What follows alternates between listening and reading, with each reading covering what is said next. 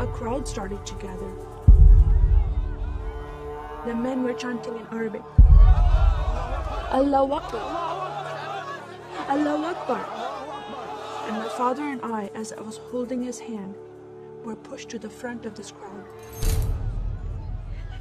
In the center of this crowd was an Arabic woman, dressed just like this, and she was tied up and she was sitting on a box.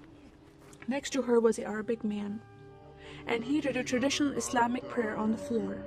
And he got up from the floor, and from his side, he pulled out this very long golden sword, and he beheaded the woman. My legs are shaking, and my heart is going fast. And my father said, if you don't listen to the teachings we're instilling in your life, this will happen to you one day.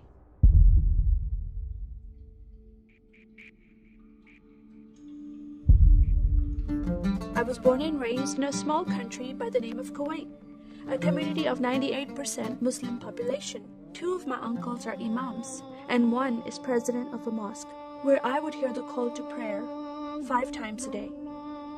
As a Muslim, the word Yahudi, which means Jew, was instilled in me as a bad word, as a cuss word. Yahudis should not exist. They should be killed, and I never thought to question why would I hate them. I never met Jewish people in my life. They never did anything to harm my family. I just hated them. Just the word brought hatred in my heart. It's very important to learn the Quran and the Hadith and even memorize it in Arabic. I even entered a competition where you recite a long chapter in front of Islamic leaders and teachers.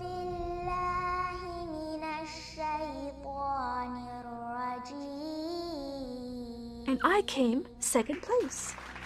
I thought I did a good job. But my father said, no, that's not good enough. Most of my life for me, it was alone, by myself, broken person, in need of love from my family, but I never received it from them. I tried to experience this love from Creator God, from Allah. In my prayer times, I lifted up my hands and I cried out to Allah for help. Please have my father stop beating my mother. Please have my father stop beating me. But no help came. God is not a personable God to Muslims. God doesn't say, I love you. Saddam Hussein forces came in the middle of the night and invaded the small country of Kuwait. And then they came to my city and they destroyed property and they looted people's home and they stole possessions and they killed the men and they raped the women. Then we were granted asylum status to stay in the US.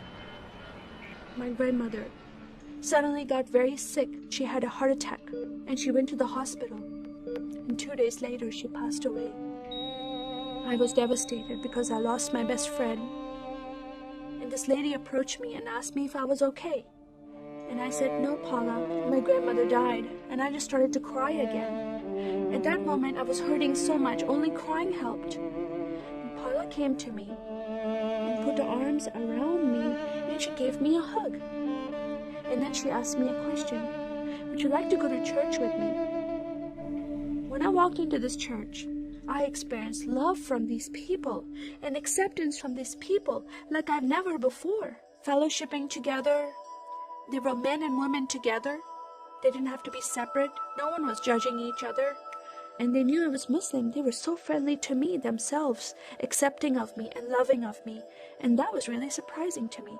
And for the first time in my life, I heard a message from the Bible.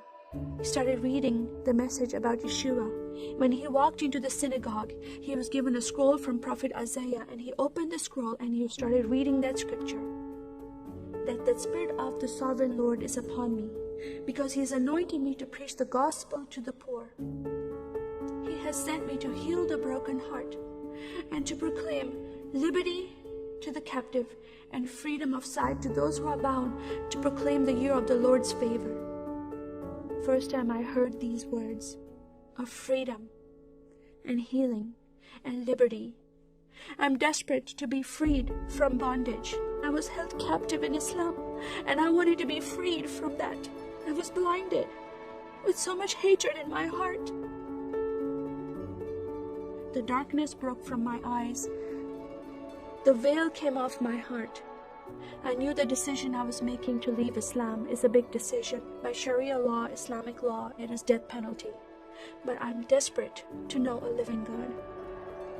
In that day, I gave my life to becoming a follower of Jesus. This is the God of Israel, God of Abraham, Isaac, and Jacob.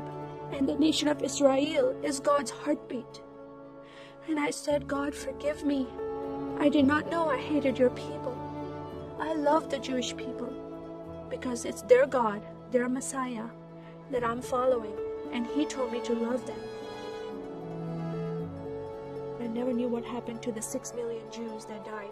I never heard that in Kuwait in history. Now that I met Holocaust survivors, I know their story, and I shared my story with them.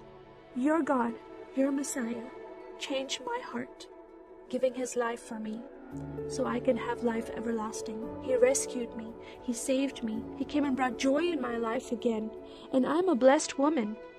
And I start crying, and they start crying, and we are able to relate to each other, and they embrace me, and they love me, and they experience some healing, I believe, when they hear my story. That is a privilege to have that in my life. I am one for Israel.